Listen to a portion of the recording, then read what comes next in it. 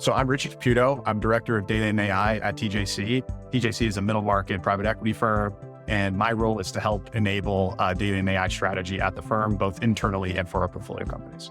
The mission of TJC is to buy good businesses and make them better. We try to invest in a wide variety of different sectors, and we try to have internal expertise on all those sectors. So I think Sigma for TJC was a huge benefit because we were really looking to both visualize and transform data for both technical and non-technical users.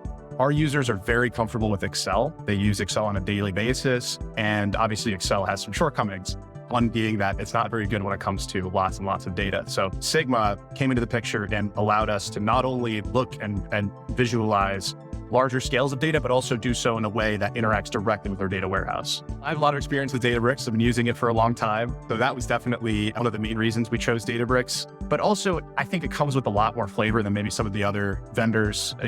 Having AI innate in the infrastructure is very, very strong, and having the ability to build on top of Spark, create user-defined functions, and build on top of Unity Catalog gives us everything we need to maintain both secure and highly advanced use cases. We needed an interaction layer between the sophisticated backend solutions that Databricks offers and our non-technical users. It bridged the gap just perfectly, and the ability to write back directly using input tables.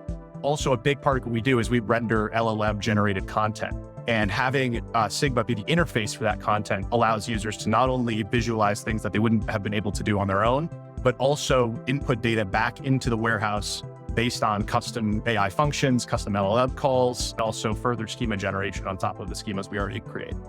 I think at a very high level, we're primarily using LLMs to generate structure out of unstructured data. So having that LLM in the loop is crucial for actually rendering these documents in the way we want. Sigma does it natively, and there really is nothing else that can do that, right?